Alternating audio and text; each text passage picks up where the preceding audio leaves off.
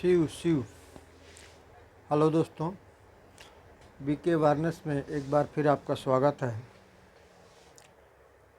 इधर वीडियो देने में कुछ विलम्ब हो जा रहा है, कुछ निजी व्यस्तता के काम।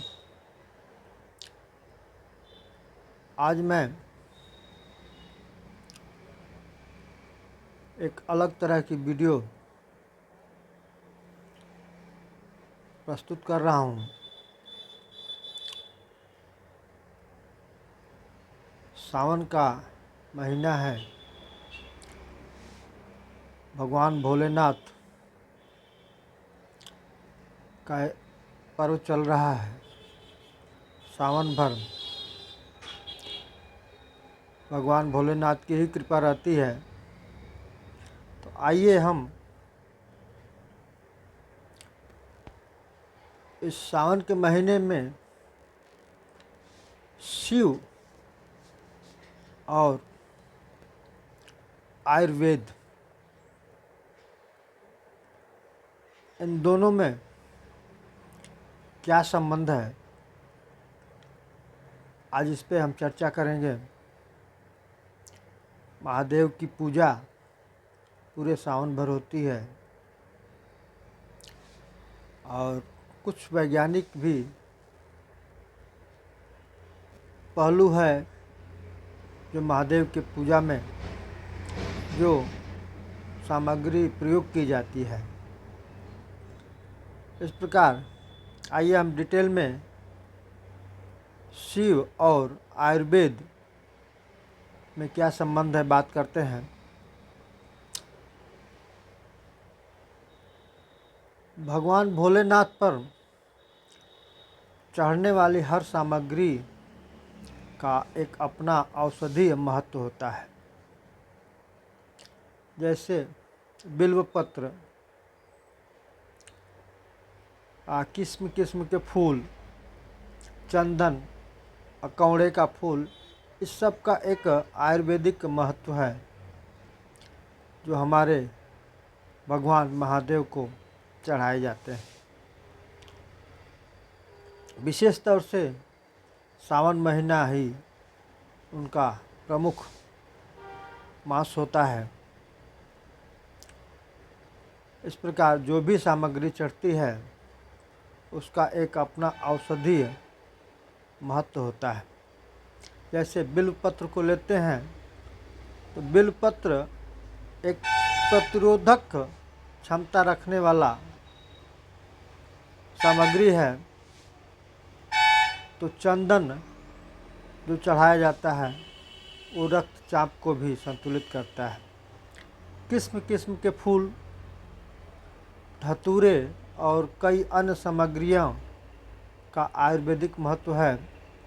पुराणों में भी शिवशंकर को चढ़ने वाली तमाम सामग्रियों का औषधीय वर्णन आज हम चर्चा करेंगे। श्रावण मास में अक्सर संक्रामक रोग होने का डर रहता है, क्योंकि मौसम का उतार चढ़ाव बरसात का समय होता है और संक्रमण होने का अधिकांश चांस रहता है। इस माह में शिवशंकर की आराधना का भी महत्व है। सावन माह पूरे साल के महीनों में सबसे पावन महीना है जो भगवान भोलेनाथ को अति प्रिय है। मान्यता है कि भोलेनाथ को प्रकृति में पाए जाने वाली ऐसे सभी चीज़ें स्वीकार्य है जो अन्य देवों से उपेक्षित है। ज्योतिषाचार्यों का मानना है कि शिव की पूजा में लगभग 108 ऐसी चीज़ें चढ़ती हैं जिसका कुछ न कुछ औषधि या आयुर्वेदिक महत्व है। चरक संहिता में बताया गया है कि शिव पर, महादेव पर चढ़ने वाली सभी सामग्रियों को औषध के रूप में अपनाया गया है।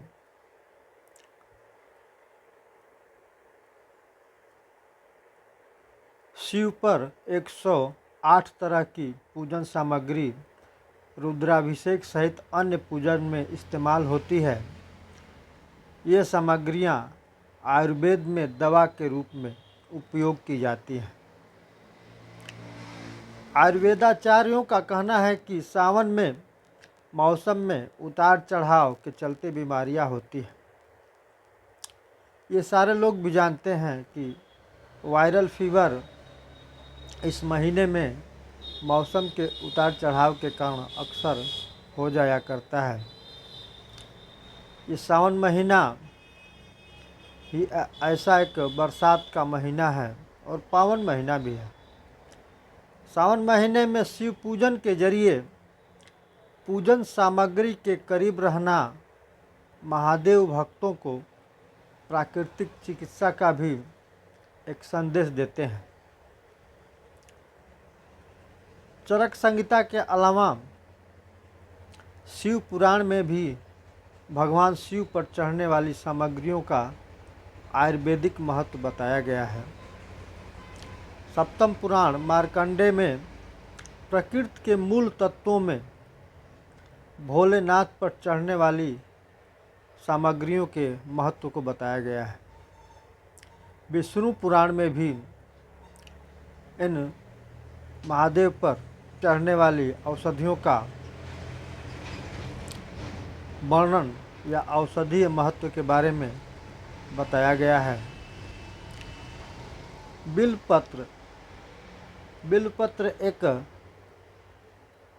ऐसा ऑक्सीडेंट है या बिल्वपत्र में एंटीऑक्सीडेंट तत्व होने से ये प्रतिरोधक क्षमता बढ़ाने का काम करता है। आयुर्वेद में बिल्व पत्र की पत्तियों को खाने का भी उल्लेख है। डायबिटीज रोगियों के लिए यह एक कारगर दवा है। दूध को लेते हैं तो दूध को आयुर्वेद में संपूर्ण आहार माना जाता है। सावन के दौरान इसका सेवन रात में वर्जित माना जाता है। इसके बावजूद यह बरसात में होने वाली वायु रोग को दूर करने में सहायक होता है। दूध सावन में वातनाशक भी होता है। चंदन की ठंडक रक्तचाप को संतुलित करने की कारगर औषधि के रूप में प्रयोग किया जाता है। बरसात के दौरान होने वाले वायु संबंधी रोग या वात रोग को यह मस्तिष्क में प्रवेश करने से रोकता है। कनेर का फूल भी भगवान शंकर को चढ़ाया जाता है। बरसात में होने वाले त्वचा संबंधी रोग के निदान के लिए इस्तेमाल किया जाता है। यह फंगस को दूर करने में सहायक होता है। धतूरे का उपयोग सीधे नहीं बल्कि दवा में मिलाकर किया जाता है। आपको मैं सावधान करना चाहता हूँ कि धतूरे का प्रयोग बगैर चिकित्सक के सलाह से न करें। इसके बारे में थोड़ा सा मैं बता रहा हूँ। यह दवा में मिलाकर किया जाता है। इसके बीज को गर्म कर तेल में मिलाकर शरीर में लगाने से वात की समस्या दूर होती है। सांस खांसी की दिक्कतों को दूर करने में भी सहायक है। बेल जो फल है भगवान शिव पर चढ़ने वाला एक शुभ फल है। बेल के गुद्दे को चूर्ण की तरह उपयोग करने से बारिश में होने वाले संक्रमण से बचाया जा सकता है तथा इससे खून की कमी को भी दूर किया जा सकता है। बेल से पेट संबंधी रोग को भी दूर किया जा सकता है। भांग भी महादेव को चढ़ाया जाता है। भांग का प्रयोग औषधि बनाने के लिए किया जाता है। इसमें एंटी एमेबिक गुण होते हैं जो बरसात में होने वाले आंव व दस्त की बीमारियों को दूर करता है। यहाँ भी सावधानी है कि आप आंव में भांग का डायरेक्ट उपयोग न करें। यह चिकित्सक के सलाह से कुछ दवा इसमें मिक्स करके एक दवा बनाई जाती है। आप इसका प्रयोग न करें, लेकिन इस बात को समझें। बात को समझना, हर चीज़ जानना ज़रूरी है, लेकिन किसी भी चीज़ का बिना स्पेशलिस्ट के उसका प्रयोग करना खतरनाक हो सकता है। गुलाब का फूल भी भगवान को बहुत प्रिय है। गुलाब एक महत्वपूर्ण औषधि के रूप में काम आती है। इसके सेवन से शरीर के त्रिदोष यानी वात, कफ और पित्त को संतुलित करने में मदद मिलती है। यह रक्तवर्धक भी होता है। संक्रमण के दौरान इसको लेने से कमजोरी दूर होती है। अकौड़े का फूल का प्रयोग अर्क बटी में भी किया जाता है। बरसात में विशेषकर पाचन या लीवर संबंधी दोष को दूर करने के लिए किया जाता है। इसका प्रयोग शहद भी भगवान भोलेनाथ को प्रिय है। शहद को एक शक्तिवर्धक औषधि माना जाता है। शहद में फ्रक्टोज पाया जाता है, जिसकी वजह से यह ऊर्जा देने के साथ बरसात में होने वाले संक्रमण को दूर करने में भी सहायक होता है। इस प्रकार भगवान भोलेनाथ पर चढ़ने वाली तमाम चीज़ें जो अन्य देवी देवताओं के लिए त्याज्य है, हमारे प्रभु भोलेनाथ इस सब को स्वीकार करते हैं। कारण यही है कि ये सारी औषधि है। इन औषधियों का उपयोग हम भगवान भोलेनाथ इसके बारे में बताते हैं या निर्देश देते हैं या संकेत देते हैं। ये सारे चीज़ औषधि है जो अन्य लोगों के लिए त्याज्य है। आज मैं अपनी वीडियो यहीं पे समाप्त करता हूँ।